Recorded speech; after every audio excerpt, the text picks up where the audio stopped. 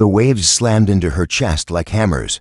Her lips were cracked, her legs barely responding. But when the instructor screamed, "Ring that bell if you want out," she stared straight ahead. No blink, no surrender. They had all bet against her. But she wasn't just here to prove a point. She was here to rewrite history. Asterisk, they didn't laugh out loud, not at first. But the smirks, the side glances, and the raised eyebrows told her everything. From the moment she stepped into the SEAL selection facility, she was marked not by merit or rank, but by doubt, the kind that creeps into rooms before words ever do.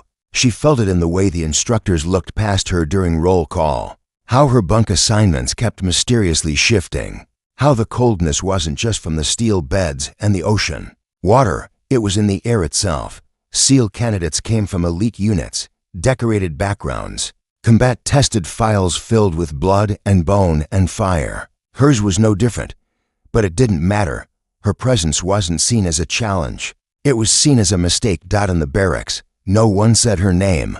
She was just her. The guys weren't cruel. They didn't need to be. Indifference hurt more. She wasn't part of the banter, wasn't pulled into the pre-dawn jokes or post-drill locker talk. Even those who meant well avoided her, as if helping her might sink their own chances. One whispered, when he thought she wasn't listening, "She's just here so they can say they let one try." Another replied, "She'll be gone by Wednesday." That was day one that she didn't respond. Not because she didn't hear, but because she had already made a decision. She wouldn't explain herself, wouldn't complain, wouldn't fight to belong. She wasn't there to win their approval. She was there to win her war. The war wasn't with them. It was with the myth, the deeply rooted belief that a woman couldn't make it through the world's toughest military training without someone lowering the bar. That myth was her real enemy. And myths, like insurgents, don't die easily. The first physical test was a 500-yard swim, followed by push-ups, sit-ups, pull-ups, and a timed run. She passed, not just barely, she passed well. But it didn't change anything. No nods, no shift in tone, because passing wasn't surviving. The instructors had seen beasts break down by day 4. What was one decent score? Day 2, they did log PT, 6-man teams carrying massive logs over their heads, over their shoulders, down the beach, in the water, through pain. She was assigned to a team that already resented her presence. One guy muttered, "We're gonna carry her weight and the damn log." But when the drill began, it was different. She didn't break. She didn't waver. She kept pace. And when one guy fell out, she picked up the slack without a word. The instructors saw it.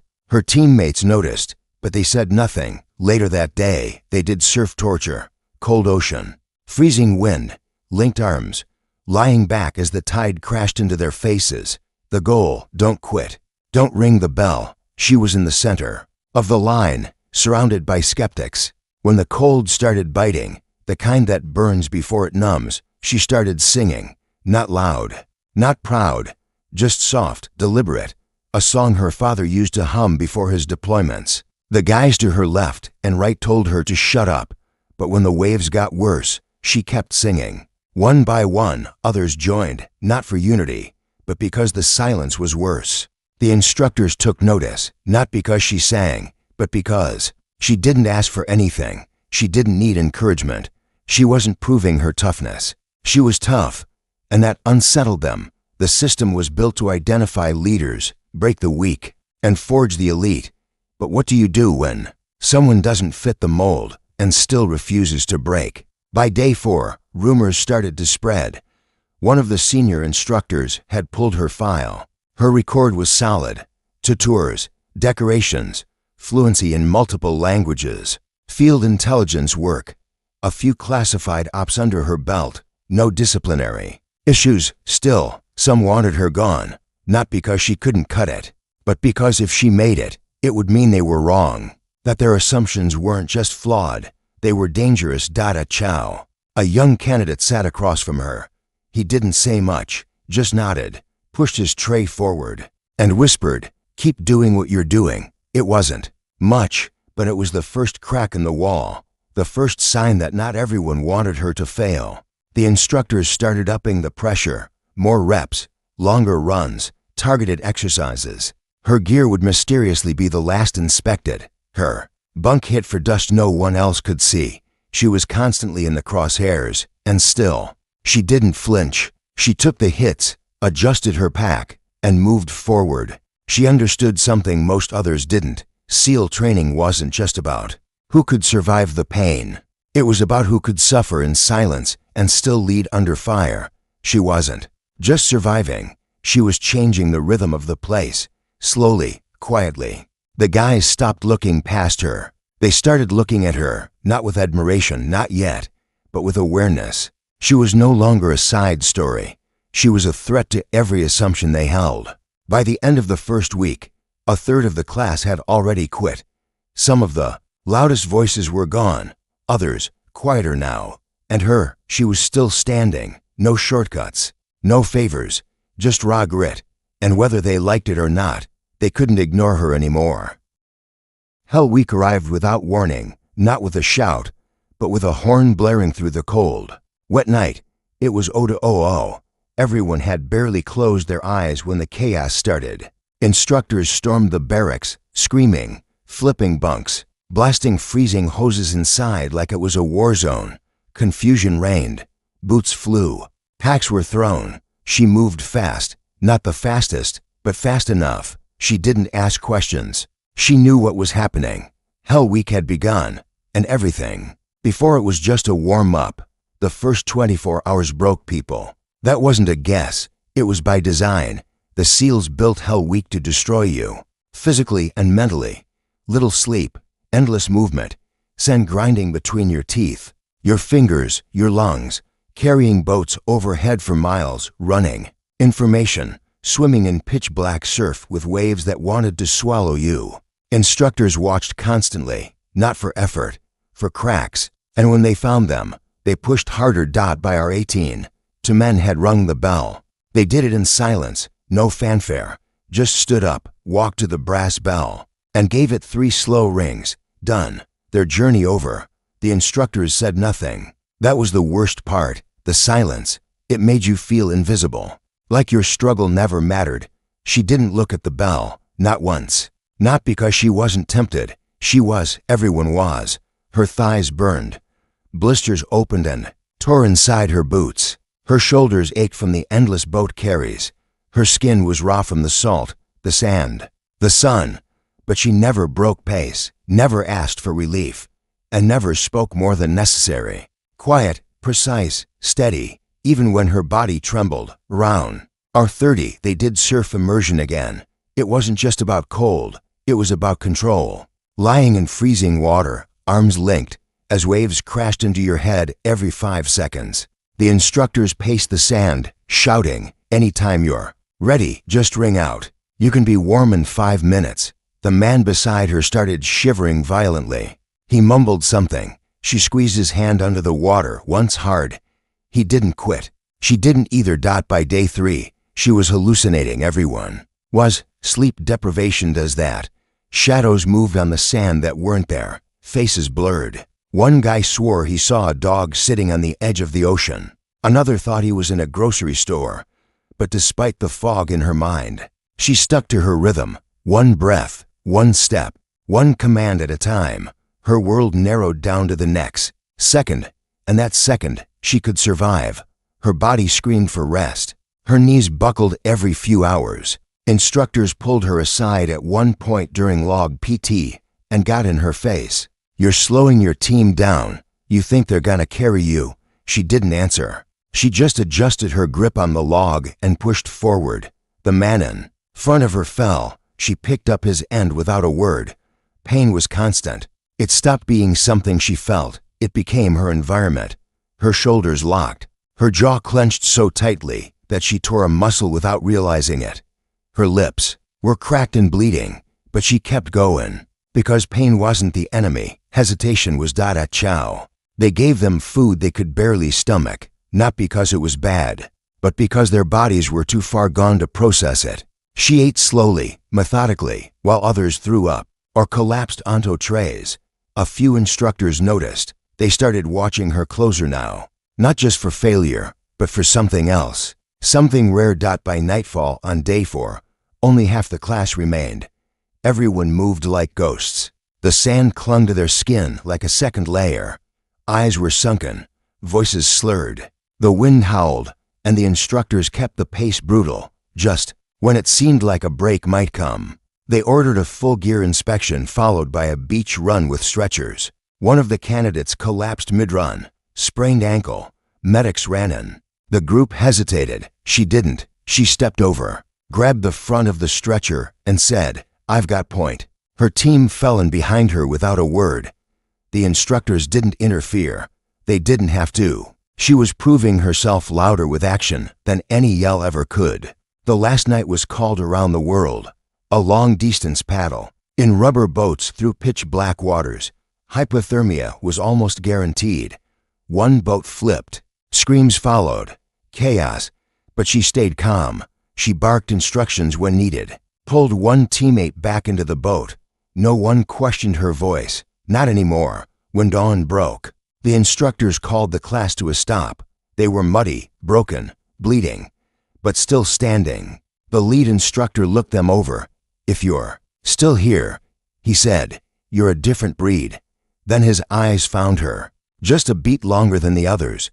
There were no cheers, no high fives, just silence. And in that silence, something shifted. She hadn't just survived Hell Week. She had dominated it in a way few had.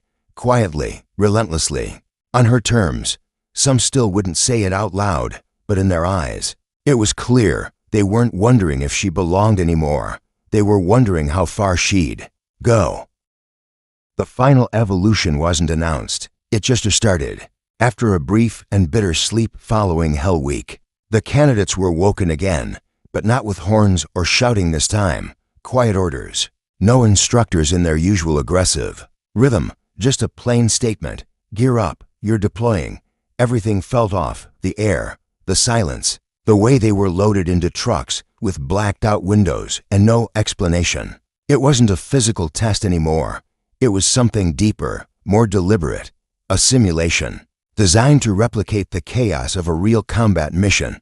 No maps, no warning, just a cold, hard operational directive once they arrived.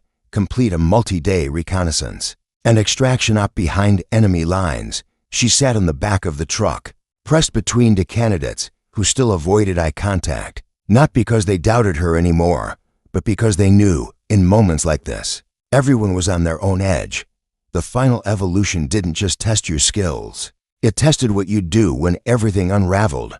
Their mission began. In thick brush under moonlight, orders were handed out. The instructors vanished. From this point on, everything was monitored from a distance. No corrections, no guidance. It had to feel real, and it did. To real. The terrain was rough, unfamiliar. They had to navigate on instinct and limited GPS support, moving as a unit, rotating leadership to see who cracked and who stepped up.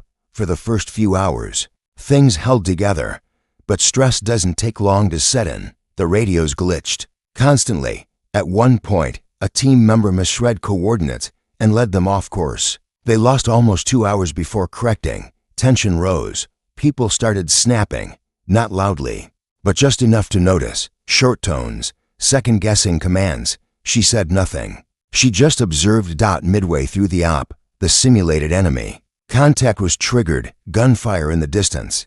A flashbang tossed near their trail to create panic. One guy froze, another dropped to the ground and started muttering. She didn't wait. She took the map, assessed their new position, and directed them through a side route with better cover. No rank, no title, just clarity under fire. After nightfall, disaster struck. A teammate, part of the simulation, but played by a real candidate, was hit in an ambush scenario, not fatal, but wounded. The medic stood by to observe how the team would respond. Carry him, leave him, attempt. A field evac. No one moved. Seconds stretched into dangerous silence. She stepped in, directed 2 men to stabilize him, redistributed gear weight, and adjusted the team's movement plan. She didn't wait for permission. She assumed it. That's what leaders do when bullets fly. She didn't shout, didn't overcompensate, just gave clear orders and kept the group moving, dragging morale behind her if she had to. For over 18 more hours, they pressed on. through simulated mortar fire, food deprivation, blisters that turned to open wounds, wet gear, soaked boots, swollen feet. The scenario was designed to drain them of everything, and then see what they were when nothing was left. She remained composed, not because she felt confident. She didn't. She was scared, starving, exhausted. But fear didn't stop her. It focused her. They reached the extraction zone just past dawn. They were down to members, one died halfway through the op. The other was captured in a simulation drill. The final team gathered in the tree line, silent, dirty, hollow-eyed. And then the instructors arrived. The first thing they did was tear down everything. Debrief turned interrogation. They pointed out failures, wrong turns, missed check-ins, poor gear discipline. Some were accurate, some were psychological bait. Then came the individual interviews. One by one, each candidate was pulled aside and grilled. Her turn came last. Inside the tent, she was met by 2 officers and 1 senior SEAL instructor. They didn't yell, didn't insult her, just asked questions, rapid fire, technical, personal. Why did you redirect the team? Why didn't you defer to your assigned leader? Do you think the others respected you or feared screwing up around you? Do you think you performed better than the men? She didn't flinch. She didn't gloat. She just answered with facts. No ego, no defense, just precision. When it was over, they told her nothing, just a nod. She walked out the tent into a sunrise that looked like fire bleeding through the trees. The official pass-fail announcement didn't come for another 48 hours. When it did, it was short and cold. Only a fraction of the original class had made it. Her name was on the list. There was no ceremony, no applause, just a handshake from the lead instructor, who met her eye and said, "You didn't just survive this course, you led in it. That's not something we forget." And that was it. She had entered the program as an outsider, a question mark, a political symbol to some, a guaranteed failure to others. She left it as a SEAL candidate who had proven, under every form of pressure imaginable, that she belonged not because of what she was, but because of who she was when everything else was stripped away. They said she couldn't survive. They were dead wrong.